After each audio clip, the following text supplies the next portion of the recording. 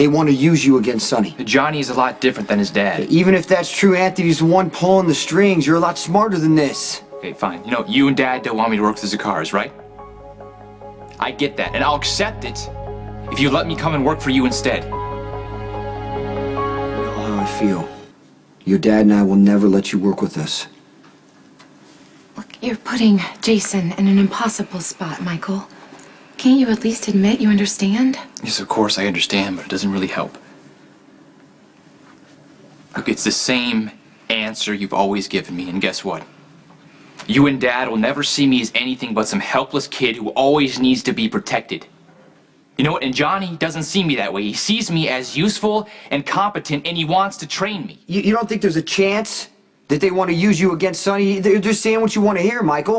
No disrespect, Jason, but you're wrong.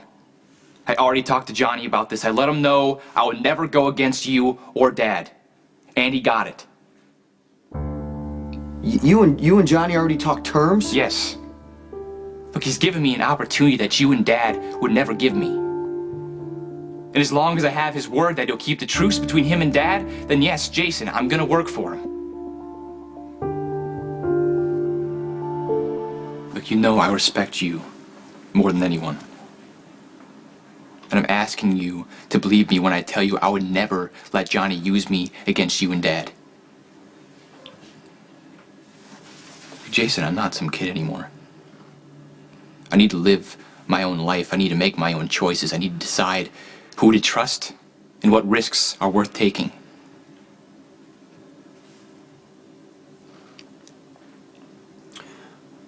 I've said this to you before.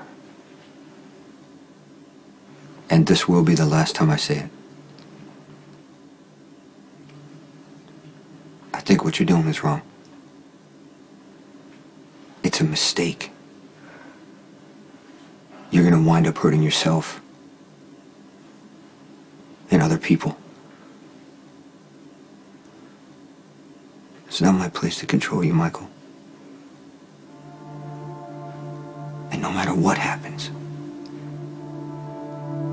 I still love you.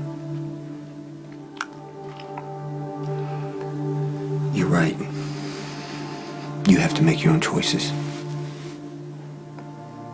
Even if I disagree.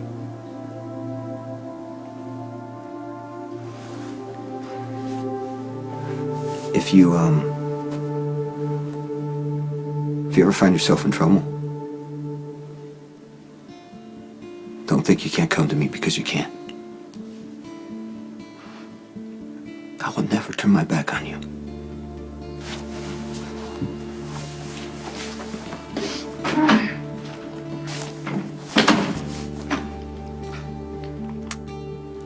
I hate going against him, but he didn't give me any choice. I had to be honest. That is the first time I have ever seen you be selfish.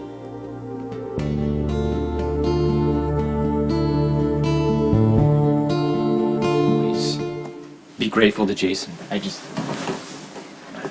wouldn't have survived as long as I did if it wasn't for him. Especially not prison. Exactly. And why do you think he did that? Sending himself to Pentonville after you got arrested? He knew I wouldn't be able to defend myself. You're so wrong. He did it because he loves you. You mean everything to him, Michael. It's obvious. It's written all over his face every time he sees you. He thinks of you as a son. I know Jason loves me. Right.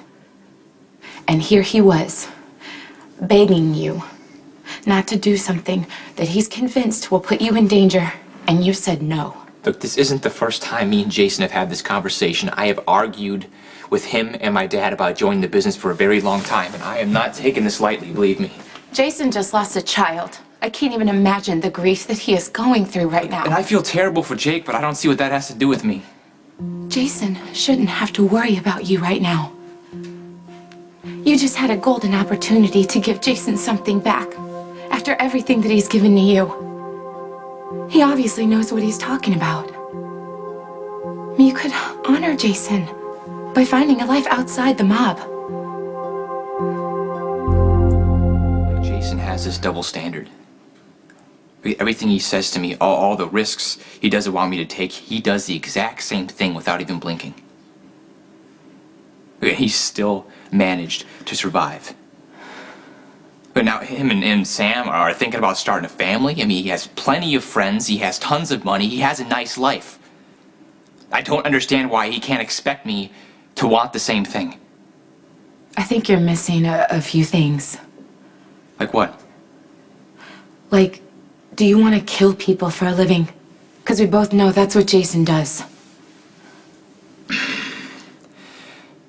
Jason is in charge of his own life.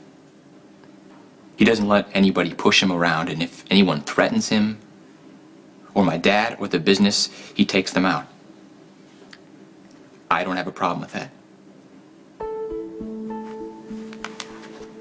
Gabby, I've given this a lot of thought, and it has nothing to do with me getting raped, if that's what you're thinking. I grew up in this world. I know what it's like, and it's a perfect fit for me. What if it's not a perfect fit for me? Nothing to do with the mob. I don't want to be surrounded by the violence or the risk going to prison. I have no doubt in my mind that your dad and Jason are both honorable men, but they are exceptions from the rule. Most mobsters are more like Brandon, and I ended things with him because I promised a better life for myself. Abby, I can give you a better life. No, not like this. The danger is over, Michael. I'm practically cleared. Okay, I want to get out of this before any of it starts all up again. I am asking you to forget about the mob. For me. Look, Abby, please don't do this. Please don't be another person in my life who's telling me what to do. I have to be honest. With you and to myself. If you're gonna work with Johnny, I can't be with you. I'm sorry. Abby, I can't lose you. I love you. You don't have to lose me.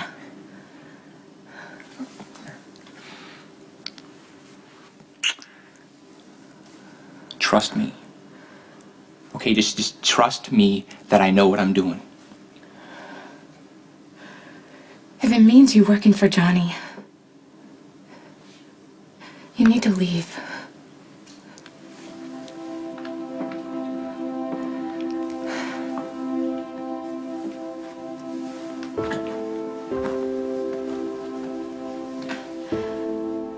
I love you. But I can't let you control me.